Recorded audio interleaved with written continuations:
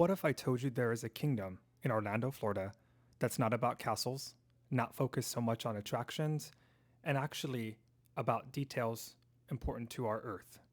Details that are more than just a design, but a promise. A promise to conserve, to protect, and to share this planet with the creatures among us. A place to inspire generations of wonder and excitement and magic, but not in the traditional sense. I'm talking about Animal Kingdom at Disney's Walt Disney World Resort. At first glance, Disney's Animal Kingdom might look like just another theme park at the Walt Disney World Resort. But if you look closer, you'll see something wildly different.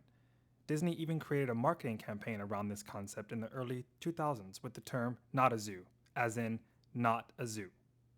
Here, roller coasters share space with rhinos. Cotton-top tamarin monkeys leap just steps away from churro stands. It's an ecosystem, but with lightning lanes and popcorn buckets. This park opened on Earth Day in 1998 with a mission to entertain and to educate. You won't find plastic straws here, nor the famous Disney fireworks spectaculars, or even the Mickey-shaped balloons that kids must have. But you will find one of the largest man-made habitats for African wildlife on Earth. From treks to temples to alien worlds, it's an adventure for your imagination and a call to action for your planet. It's designed to feel like you've traveled the globe and also even outside of it, with lands themed to Africa, Asia, for now, Dino Land, that's going to be changing to Tropical America soon, and then also Discovery Island, the Oasis, Rafiki's Planet Watch, and of course, Pandora, the world of Avatar. I mean, where else can you take an encounter with wildlife animals, meet a Yeti on Expedition Everest, watch a theater-style show for The Lion King, and then ride a banshee on the moon of Pandora? Did you know Animal Kingdom is home to over 2,000 animals, with over 300 species cared for under the Association of Zoo and Aquariums guidelines? And the animals aren't the only part of the ecosystem. Over 400 million trees, plants, shrubs, vines, grasses, ferns, and more, totaling almost 3,000 species, help to make Animal Kingdom, unlike other theme parks, a living and breathing ecosystem. And Disney, under the tutelage of former Disney Imagineer turned Disney legend Joe Rohde, when crafting the park, attended AZA meetings, consulted animal specialists, and even hired a zoological curator. It quickly became clear that Disney's Animal Kingdom theme park would be bigger than a theme park. It would represent Disney's position and influence on wildlife and conservation worldwide. In the heart of Walt Disney World, behind the jungle trails and towering tree of life, lies something far more wild than attractions and specialty treats. This is the front line of conservation. Here at Rafiki's Planet Watch, one of the lands at Animal Kingdom, guests don't just get close to the animals, they can also get close to the people who protect them. Guests of all ages, even the littlest ones, can enjoy this experience while learning all about the importance of conservation. To get here, you have to find the Wildlife Express train and take it all the way to Conservation Station. Up close, you'll see veterinarians, wildlife experts, and animal nutritionists working around the clock, not just for the animals here, but for endangered species around the globe. In 1995, Disney crafted the Disney Conservation Fund, now a leader in international conservation, supporting wildlife, conservation, and engagement with over 120 different countries. From bee sanctuaries, elephant health checkups, every detail in this park buzzes with purpose. It's not just themed, it's thoughtful. What I love is that Animal Kingdom doesn't just show you animals, it invites you to be part of their story, a part of their day. And of course it's Disney, but it's also science, action, and has a real world impact, which I think is what attracts me to this theme park over the others on some days. Observation station, you can get up close to see what the experiments the resident scientists are working on. You can look at tarantulas and snakes and amphibian and reptile windows. You can even watch veterinarians care for animals in a real setting. This is only a snapshot into the conservation at Animal Kingdom and Walt Disney World writ large. This occurs in tandem with Disney's Animal Kingdom Lodge, and of course the Seas with Nemo and Friends that support the AZA Saving Animal and Extinction Initiative to save African lions, coral reefs, gorillas, monarch butterflies, sea turtles, sharks, and rays. I think what's important here is that people tend to think of Animal Kingdom as the only place, the theme park, the only place where the conservation is happening. But in addition to working in tandem with other facilities around the country and the globe, Disney's also supporting the work of the Seas and then also Animal Kingdom Lodge, which of course has very famous savannas. All those animals need different types of care. Also, Animal Kingdom is home to one of the leading veterinarian hospitals in America, one of the few to have computed tomography scanners on campus, meaning on site, allowing immediate treatment for animals in need. And all of those animals, of course, need to eat. The animal nutrition at Disney takes more than 1,200 diets daily and delivers more than 10,000 pounds of food a day to the theme park, Animal Kingdom Lodge, and of course the Sea with Nemo's and Friends. For these reasons, Disney's Animal Kingdom theme park is much more than a state-of-the-art animal park, but it's the standard for entertainment that serves to inspire and call the guests to action. And you can't forget about the Disney magic.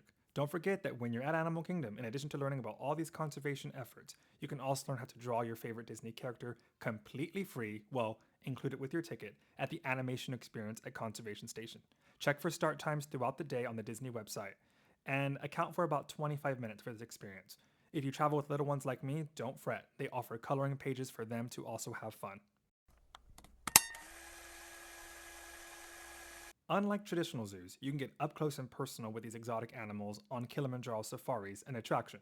This open-air safari sits on 110 acres known as the Harambe Wildlife Preserve. Walt Disney himself always wanted to create a ride with live animals, something he proposed for the original Jungle Cruise attraction over at Disneyland. In a way, Kilimanjaro Safaris carries out his vision and goes even further, as it is so much more than a tour, but an environment replicating an African reserve. Home to over 30 species, including hippos, giraffes, lions, flamingos, and more, this safari takes you through on a safari vehicle driven by an expert for 18 minutes over plains, forest, and rocky wetlands as you learn and explore at the same time. Though you will get close enough to feel like you can touch the animals, don't worry. Imagineers paid meticulous attention to hidden barriers and use other tactics to keep the animals at a safe distance but also within view. But these are animals after all, meaning they tend to do their own thing. This means each ride is unique, so you're in for a surprise on every ride. On my last visit, we actually broke down for a while, and it was really cool to see the giraffes and a few other animals get kind of excited and curious and getting really close and exploring the ride vehicles as we waited for the safari vehicle in front of us to be towed away. So yeah, every experience is going to be different, which is why I love this attraction so much. And off the beaten path, don't forget to go down Gorilla Falls Trail and Maharaja Jungle Trek that let you explore at your own pace. You can feel like a field biologist on assignment, or even an Imagineer if you stretch your imagination just a bit. These are surprisingly fun. They are large trails, and again, you can go at your own pace, learn as much as you want, and talk to cast members to really immerse yourself in the experience. This is something that we really value and that we do often with our kids, and something, again, that I think makes Animal Kingdom so distinct among the 4 Walt Disney World theme parks.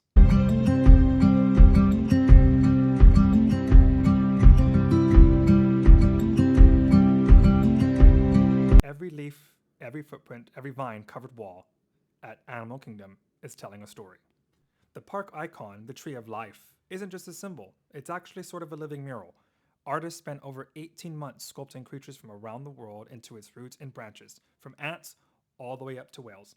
There are trails going all the way through the Tree of Life so you can get up close and personal and really appreciate the detail and the work that went into this park icon. You might question and wonder why so much detail, but that's the Disney difference. Disney wants people to protect what they understand, and the more immersive the story, the more connected the average guest can feel to the world outside of Animal Kingdom theme park. Even on another planet, like the moon of Pandora, conservation takes a stage as part of the story. The floating mountains, the bioluminescent forests, and the lush landscapes aren't just for you to feast your eyes on, although they do that as well. There's a subtle message imbued within. All the worlds are worth saving, even the imaginary ones from very fantastical films. Set years after the events of the first Avatar film, the story on Pandora goes that Alpha Centauri expeditions are shuttling people and guests like you and I to Pandora to study the ecosystem to repair the planet. On Pandora, you can explore the exotic plants and animals while of course immersing yourself into really exciting attractions, and to me, some of the most fun across the 4 Disney theme parks. It's easy to overlook all of these details when you're racing towards Flight of Passage. I myself have done it before. But slow down and you'll realize this place exists as sort of a lesson in how we should be caring for our planet.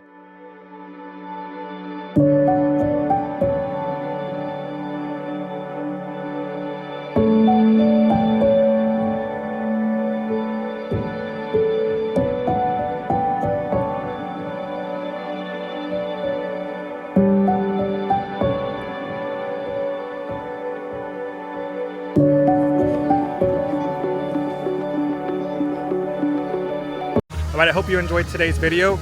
We come here looking for animals and adventure, and what I love about Animal Kingdom theme park is that you leave with so much more. You learn about curiosity, connection, and I know it sounds cheesy, but also conservation.